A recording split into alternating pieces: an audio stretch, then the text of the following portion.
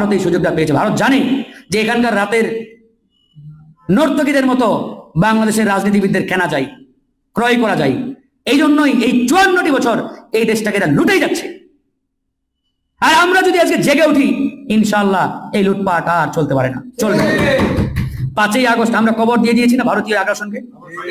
এর আগে কোন দল বিশ্বাস করত, চিন্তা করত?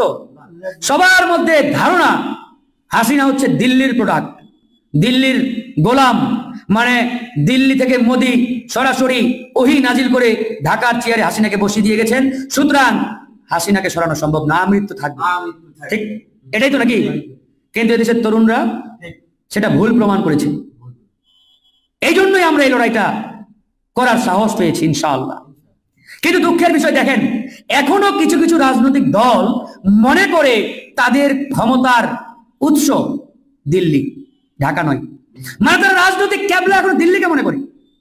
ওই যে বললাম, এরা দিনে 2 বার বিক্রি হয়, রাতে 3 বার হয়, ওই নর্তকীদের মতো। এই জন্য এরা তরুণদের প্রতি আস্থা রাখতে পারে না, জনগণের প্রতি আস্থা রাখতে পারে না, জনগণের শক্তিতে এরা বিশ্বাসী নয়। এরা মনে করে দিল্লির দাদাদের অখুশি করা যাবে না, নারাজ করা যাবে না। এই জন্য এই অবস্থা। এখন আসেন, বর্তমান যে সরকার, এই সরকার কাদের?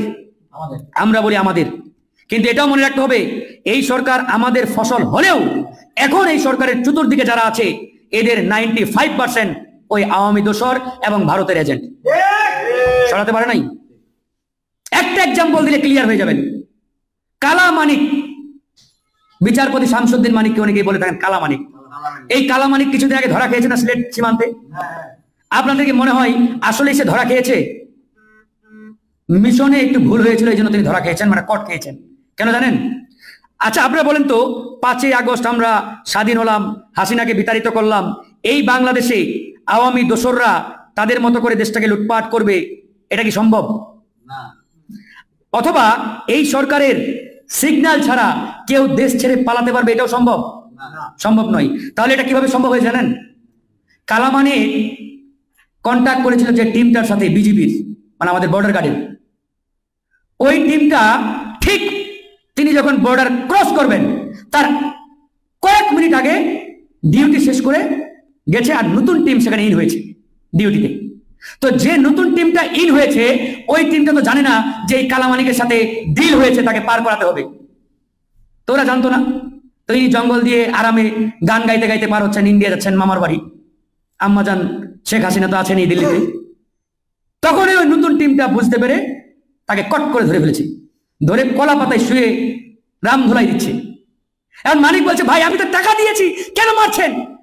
তো এরা তো জানে না যে টাকা আসলেই মানিক দিয়েছে। মিডিয়াতে আসছে কিন্তু যে আমি টাকা দিয়েছি বলছেন আবার, কথা সত্য। ওই টিমটা জানতো না, এই জন্য ওই টিমটা ধরে ধরে কট খাওয়াই দিয়েছে। তো এটা একটা এক্সাম্পল সামনে চলে আসছে, এই জন্য আমরা জেনেছি। কিন্তু এরকম ইতিমধ্যে আমরা জানি কয়েক শত খুনি হাসিনার ডাকাতদের পার করে দেওয়া হয়েছে সীমান্ত। কারা পার করলো? আপনারাই বলেন, কারা পার করলো? সরকার আমাদের, দেশ আমাদের। তাহলে যারা পার হলো এরা অবশ্যই আমাদের সিগন্যালে, আমাদের সাথে অর্থাৎ সরকারের সাথে যোগাযোগ করে পার হয়েছে। তাহলে এই সরকারের সাথে যারা যোগাযোগ করলো তারা কারা? তারা হাসিনার লোক, রয়ের দালাল। তো এরা এখনো এই সরকারের চতুর্দিকে বসে না? তো এদের বসা রাখবেন আর নতুন বাংলাদেশের স্বপ্ন দেখবেন, এটা কি সম্ভব? সম্ভব না। এই জন্য এই যে নানামুখী সংকট, সমস্যা, এরা বসে আছে। এখন উপদেষ্টা পরিষদে কয়েকজন ভারতীয় এজেন্ট ইতিমধ্যে উপদেষ্টা হয়েছে। সচিবালয় থেকে শুরু করে সব জায়গায় তাদের একক দাপট। কথা শেষ করবো আর 31 সেকেন্ডে। জুলাই, আগস্ট, আগস্টের পরে 1-2 মাস আপনাদের নিজ নিজ এলাকায় চোখ বন্ধ করে চিন্তা করেন তো, আওয়ামী লীগের সন্ত্রাসী যারা ছিল 2 মাস তাদের কোনো খবর ছিল? ছিল না? সবাই হারিয়ে গেছিল ভয়ে। সচিবালয়ে আমি গেছিলাম, একবারে শুনশান নীরবতা, ভয়ে কেউ একটা টোস শব্দ করে সাহস পাচ্ছে। আর এখন যান, এখন আওয়ামী লীগের আমলাদের দাপটে টিকতে পারবেন না। কেন জানেন? কারণ এরা 2 মাস পরে যখন গর্ত থেকে বের হয়েছে, বের হয়ে দেখে কিরে, ডানে আমার মামা, বামে আমার খালু, সামনে আমার আব্বা, পিছনে আমার নানা, তারপরে সব আওয়ামী লীগের, চতুর্দিকে আমাদের লোক, তা আমার ভয় কিসের? এরা এখন এলাকায় এলাকায় গর্ত থেকে বের হয়ে জনগণকে হুমকি দিচ্ছে। আমাদের দলের আজকে একজনকে হুমকি দিয়েছে, আমাদের ব্রাহ্মণবাড়িয়ার আমাদের মোখলেস ভাই নামে একজন প্রবাসী নেতা আছেন। ওখানকার স্থানীয় আওয়ামী লীগ সন্ত্রাসী তার বাড়িঘরে হামলা চালিয়েছে, ভাঙচুর চালিয়েছে। চিন্তা করে দেখেন 4 মাসে যদি এই অবস্থা হয়। 1971 সালের পর থেকে আনুষ্ঠানিকভাবে শুরু হয়েছে। যেমন ধরেন 1971 সালের পর থেকে বাংলাদেশের মানুষকে একবারে একটা ভুল ইতিহাস এবং ভুল শিক্ষার মাধ্যমে আজকে 2024 সাল পর্যন্ত নিয়ে আসা হয়েছে। যেমন মোটা দাগে আমাদেরকে শিক্ষা দেওয়া হয়েছে 1971 সালে ভারত সহযোগিতা না করলে বাংলাদেশ স্বাধীন হতো না। আপনারা কি মনে করেন এটা সত্য? না বলেন, আপনারা সত্য মনে করেন?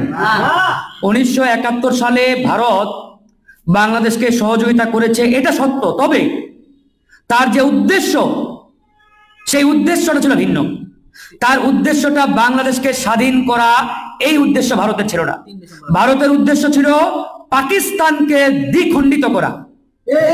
পাকিস্তানকে দ্বিখণ্ডিত করতে পারলেই ভারত 1947 সালে যে স্বপ্নটি দেখে দীর্ঘ 24টি বছর অপেক্ষা করেছেন পাকিস্তানকে ঘায়েল করবে, দুর্বল করবে, সেটা বাস্তবায়ন করেছে 1971 সালে এসে। তার মানে 1971 সালে বাংলাদেশকে স্বাধীন করার উদ্দেশ্যেই ভারত আমাদের সহযোগিতা করেছে, এটি পরিপূর্ণ কিংবা সঠিক নিউজ নয়। তারা পাকিস্তানকে ভাঙার জন্য আমাদেরকে সহযোগিতা করেছে, এটাই আসল সত্য ইতিহাস। এই ইতিহাস কিন্তু বাংলার কোনো পাঠ্যপুস্তকে পাবেন না। এই ইতিহাস মুছে ফেলা হয়েছে, আমাদেরকে ভুল ইতিহাসের মধ্যে ঢুকিয়ে দেওয়া হয়েছে। ভারত যতটুকু আমাদের সহযোগিতা করেছে ঠিক ততটুকু আমরা তাদেরকে ধন্যবাদ জানাতে চাই, ক্রেডিট দিতে চাই।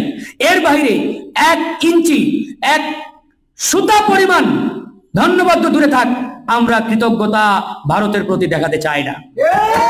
ভারত আমাদের সাথে কি বেইমানিটা করেছে আপনাদের একটু দেখাই। 1971 সালে যখন যুদ্ধটা হয়, যুদ্ধ হলো কত মাস? 9 মাস। এই 9 মাসে বাংলাদেশে পাকিস্তান কয়েক শত সমরাস্ত্র ফেলে রেখে গেছিল, হেলিকপ্টার, ট্যাঙ্ক, আপনার ওই গোলা বারুদ যে মারে, আপনার বিভিন্ন ধরনের অস্ত্র। এই অস্ত্রগুলো বাংলাদেশ একটাও পায় নাই। পাকিস্তান আর্মি পরাজিত বরণ করার সাথে সাথে ভারতের লুটেরা সব লুট করে ইন্ডিয়া নিয়ে গেছে, একটাও পায় নাই। আপনারা ইসলামের ইতিহাস জানেন না? গনিমতের মাল পাওয়ার সবচেয়ে হকদার কারা? যারা বিজয়ী হয় তারাই তো।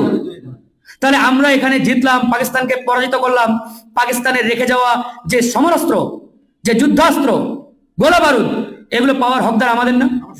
আমরাই তো পাবো। আমরা একটাও পেয়েছি? একটাও দেখাতে পারবেন না। সব লুট করে ভারতের এই চোর দালালেরা নিয়ে গেছে। এই ইতিহাসকে আজকে কোথাও পাঠ্যপুস্তকে পাবেন? পাবেন না। তারপরে আরেকটা